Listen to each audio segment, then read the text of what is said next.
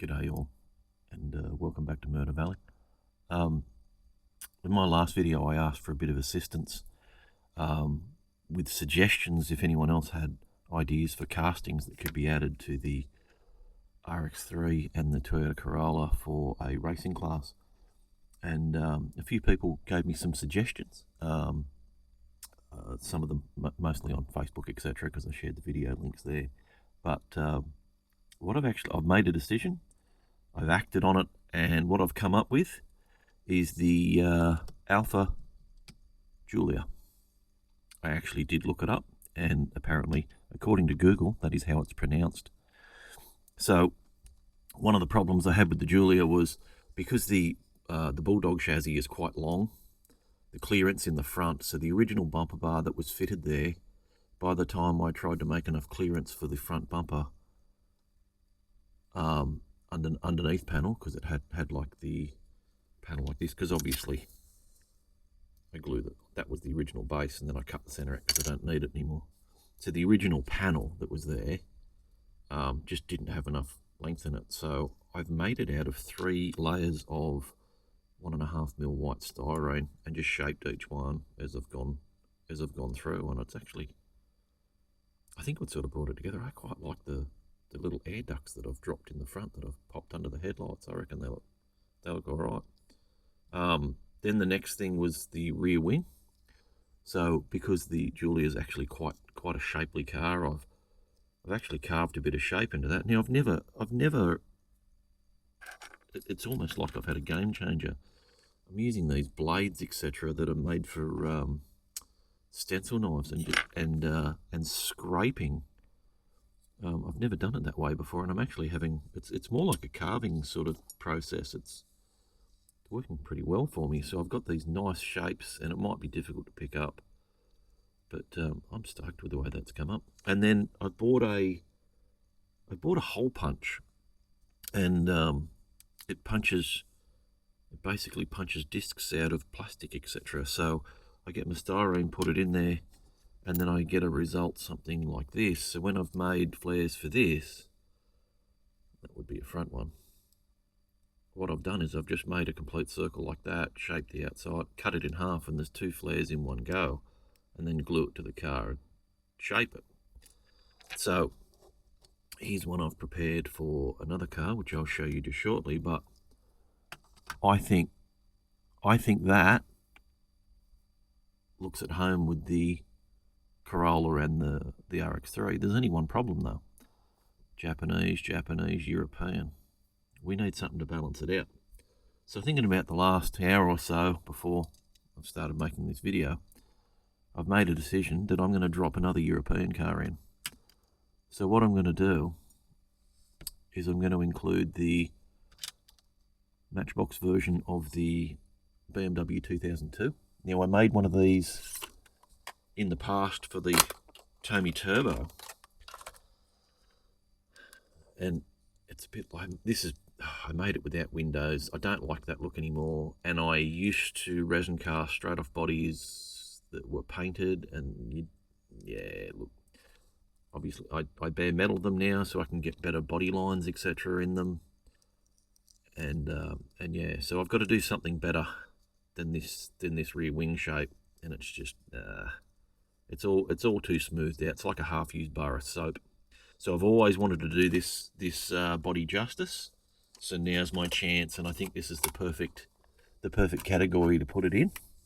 But yeah, it's a 1.5 wheelbase like the other ones. I mean, there is a Hot Wheels version of this that is a closer to a 1.6, and this isn't spot on a 1.5 either. But yeah, so I think that's the go. Now, as far as moving wheel arches, so you see the Corolla, the wheels are a little bit forward.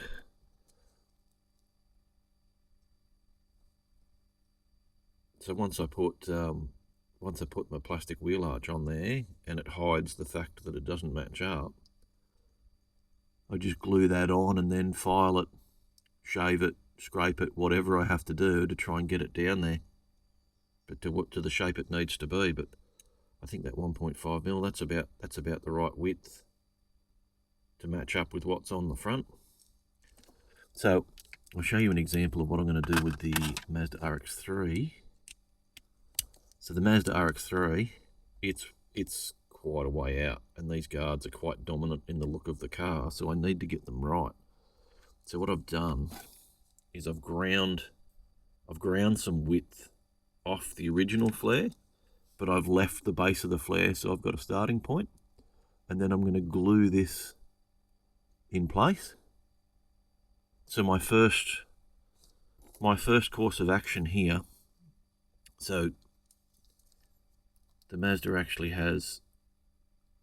they're quite flat at the top, the wheel arches, so I'll glue this on. So that would be my first thing to do, would be to replicate this look of the shape of the arch, and then once that's done, then I'd start shaving the outside to get it so it's equal thickness around, and then I will backfill back to the original flare. I'll probably have to extend the back of the flare a little bit down here. I don't know whether I'll have to remove this. I reckon I can probably get away with it, but let's see how we go. But that's how I'm going to do it. And then of course I do the same thing with the BMW as well. But yeah, I'm happy with the addition of the Julia. I actually think it looks quite good. If you've got any other suggestions of bodies that I should enter, my big problem, when I say problem, this is what I'm dealing with. I've got to go around this chassis here. This is sort of what I'm stuck. You know, I have to get bodies that fit over this. So the actual width of the chassis, 22 mil, and then the outsides of these tabs, they're 26. This one's been squashed a bit because it's been jammed in and out. So many bodies.